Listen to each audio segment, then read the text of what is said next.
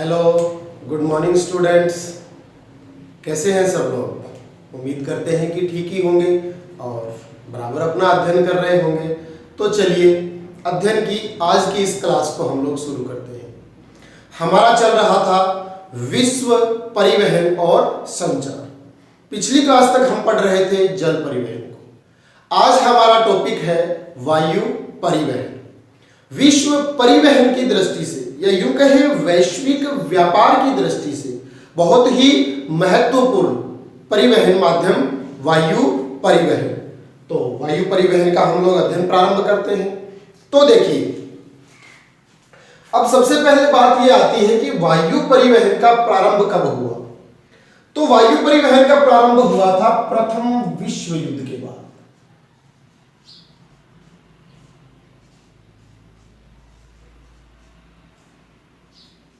प्रथम विश्व युद्ध के बाद।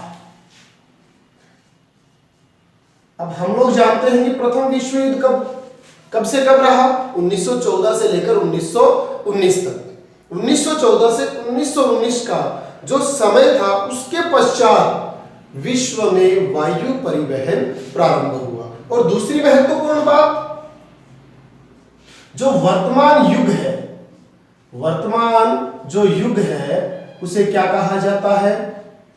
वर्तमान युग को हवाई युग कहा जाता है, क्योंकि संपूर्ण विश्व आर्थिक रूप से समृद्ध हो रहा है और आर्थिक रूप से समृद्धि के रूप में ही वायु परिवहन का अधिकाधिक उपयोग किया जाता है।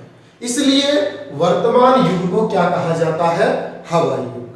अब देखो, जो वायु परिवहन है किस प्रकार का परिवहन है? बहुत ही तेज यानी द्रुतगामी है, दूरियों को अति शीघ्र कम करने वाला है, परंतु महंगा बहुत है। महंगा बहुत है यानी अत्यधिक तीव्रगामी तो है, तेज बहुत है लेकिन महंगा भी बहुत है।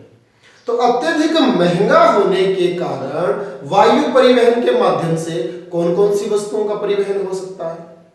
तो ऐसी वस्तुएं जो या तो महंगी बहुत है, या फिर जल्दी खराब होने वाली है, या फिर वजन में बहुत हल्की हो।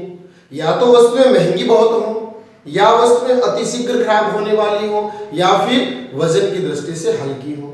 इस प्रकार की वस्तुओं का परिवहन वायु परिवहन के माध्यम से किया जाएगा। अब अपन बात करें संपूर्ण वैश्विक जगत की, कि संपूर्ण विश्व में वायु परिवहन के उपभोग की स्थिति क्या है।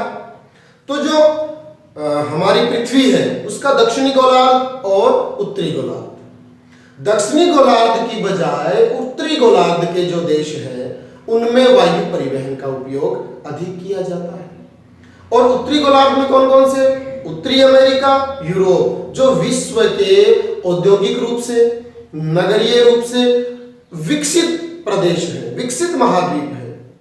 और उत्तरी गोलार्ध में भी सर्वाधिक वायु परिवहन की दृष्टि से जो विकसित राष्ट्र है वो है यूएसए, संयुक्त राज्य अमेरिका। और संयुक्त राज्य अमेरिका विश्व का 60% वायु परिवहन का उपभोग अकेले करता है। तो अपन कह सकते हैं कि विश्व में सर्वाधिक वायु परिवहन की दृष्टि से विकसित जो राष्ट्र है वो उत्तरी गोलार्ध में उत्तरी अमेरिका महाद्वीप का संयुक्त राज्य अमेरिका। तो ये तो हमने बात की वायु परिवहन के बारे में सामान्य जानकारियां। अब जो महत्वपूर्ण बात आती है वो आती है वायु परिवहन और वायु परिवहन के प्रकार। तो वायु परिवहन के कितने प्रकार हैं? 6 प्रकार। पूरे विश्व में जो वायु परिवहन संचालित होता है उसके संचालन के कितने प्रकार हैं? 6 प्रकार। तो देखते हैं हम एक एक करके। पहला आता है अंतर महाद्वीपीय ग्लोबीय वायुमार्ग। अब देखिए, इसकी परिभाषा को इसके नाम से समझने का प्रयास कीजिए। अंतर महाद्वीपीय यानी अलग अलग महाद्वीपों के मध्य संपन्न होने वाला वायु परिवहन। कैसे? अलग अलग महाद्वीपों में, अलग अलग महाद्वीपों में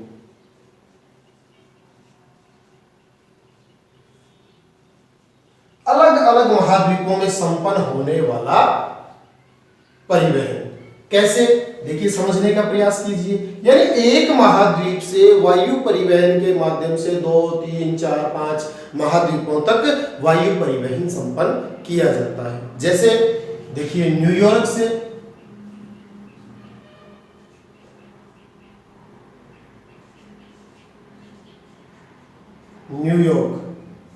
न्यूयॉर्क से हम चले गए लंदन।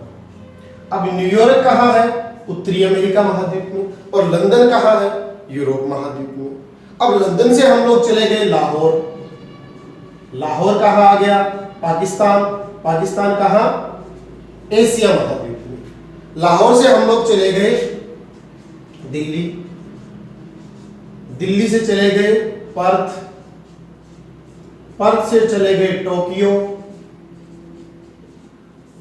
तो इस प्रकार से देखिए न्यूयॉर्क उत्तरी अमेरिका महाद्वीप, लंदन यूरोप महाद्वीप, लाहौर दिल्ली एशिया महाद्वीप, पर्थ ऑस्ट्रेलिया महाद्वीप और टोक्यो एशिया महाद्वीप, जापान चले गए।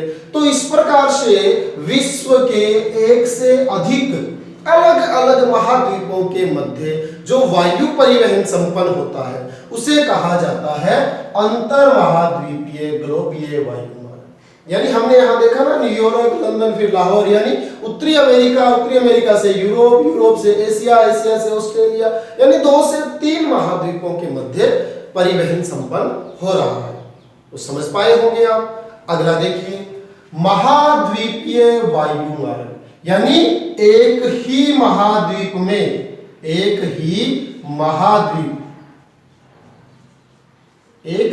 महाद्वीप के विभिन्न देशों के मध्य, एक ही महाद्वीप के विभिन्न देशों के मध्य। अब एक ही महाद्वीप है और उसके अनेकों देशों के बीच में वायु परिवहन संपन्न होता है, तो उसे कहेंगे महाद्वीपीय परिवहन। कैसे? एक ही महाद्वीप में, जैसे उसी न्यूयॉर्क से, ये न्यूयॉर्क हो गया। न्यूयॉर्क से हम लोग चले गए शिकागो। शिकागो से हम लोग चले गए मॉन्ट्रियल। तो देखिए न्यूयॉर्क संयुक्त राज्य अमेरिका, उत्तरी अमेरिका महाद्वीप का देश है। शिकागो संयुक्त राज्य अमेरिका, उत्तरी अमेरिका महाद्वीप का देश है। मॉन्ट्रियल उत्तरी अमेरिका महाद्वीप के देश कनाडा का शहर है।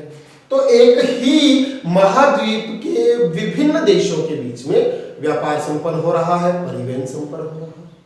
फिर देखते हैं हम लोग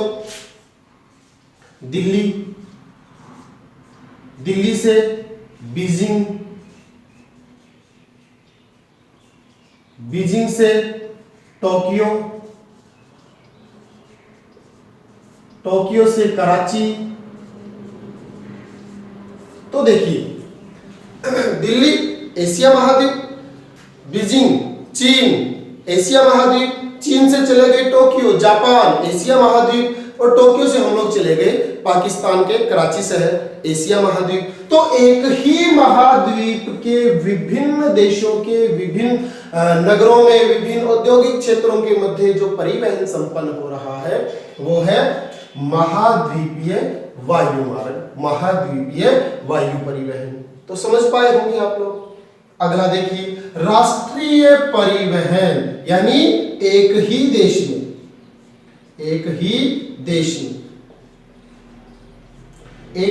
में यहां हमने देखा था अलग अलग महाद्वीपों के बीच में, यहां एक ही महाद्वीप के विभिन्न देशों के बीच में।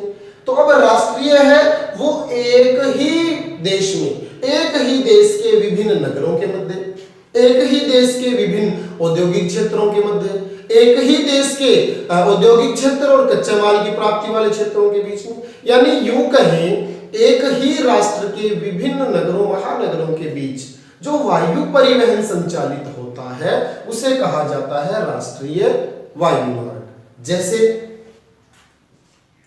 भारत की बात करें, दिल्ली से मुंबई, मुंबई से कोलकाता। तो समझ पा रहे हैं आप, एक ही देश के विभिन्न नगरों के बीच में वायु परिवहन संपन्न हो रहा है। दूसरी तरफ देखिए, शिकागो, सैन फ्रांसिस्को,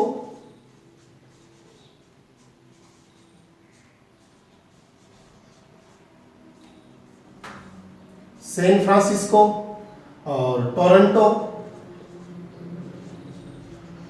तो एक ही देश, उत्तरी अमेरिका महाद्वीप के संयुक्त राज्य अमेरिका के शिकागो, सैन फ्रांसिस्को, टोरंटो, यानी एक ही देश के विभिन्न नगरों के बीच में वायु परिवहन संचालित होता है, तो उसे कहा जाता है राष्ट्रीय वायु मार्ग। उसके बाद आता है प्रादेशिक वायु मार्ग, यानी ये कौन सा था, एक ही देश के विभिन्न नगरों के बीच में, और ये है एक ही राज्य में, एक ही राज्य के विभिन्न नगरों के बीच में, विभिन्न औद्योगिक इकाइयों के बीच में, विभिन्न प्रदेशों के बीच में जो वायु मार्ग संपन्न होता है, वायु परिवहन संपन्न होता है, वो कहलाता है प्रादेशिक वायु मार्ग। जैसे अपन राजस्थान की बात करें तो राजस्थान के जयपुर से बीकानेर, बीकानेर से जोधपुर, जोधपुर से शिक्षा नगरी कोटा, कोटा से झीलों की नगरी उदयपुर। तो हमने क्या किया, एक ही प्रदेश, एक ही राज्य के विभिन्न नगरों, विभिन्न औद्योगिक क्षेत्रों, विभिन्न पर्यटन स्थलों के बीच में वायु परिवहन संचालित किया, तो वो कहलाएगा प्रादेशिक वायु मार्ग। उसके बाद आता है स्थानीय वायु मार्ग।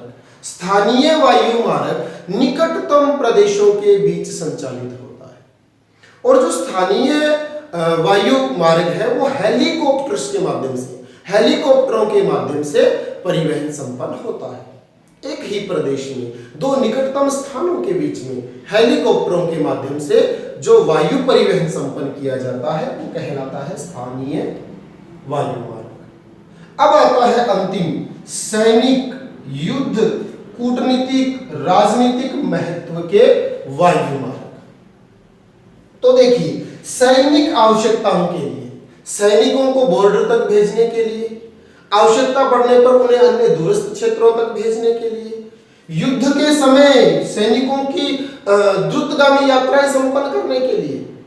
दूसरा कूटनीतिक, राजनीतिक, जो प्रशासनिक अधिकारी हैं उनकी यात्राएं, जो राष्ट्राध्यक्ष हैं, प्रधानमंत्री है, हमारे राष्ट्रपति है, राज्यों के मुख्यमंत्री है, उनकी यात्राएं किसके माध्यम से संपन्न होती हैं, राजनीतिक महत्व के वायु मार्गों के माध्यम से। तो इस प्रकार से बहुत ही महत्वपूर्ण बिंदु वायु परिवहन, मैं उम्मीद करता हूं कि आप समझे होंगे। उसके कितने प्रकार, 6 प्रकार हैं, जिनको हमने एक एक करके अध्ययन किया है, तो मैं उम्मीद करता हूं कि आपको समझ में आए होंगे। यदि आपको समझ में आए हैं तो उनका अध्ययन करते रहिए। मुझे दीजिए इजाजत, मिलते हैं अगली वीडियो क्लास में। तब तक के लिए जय हिंद, जय भारत, धन्यवाद।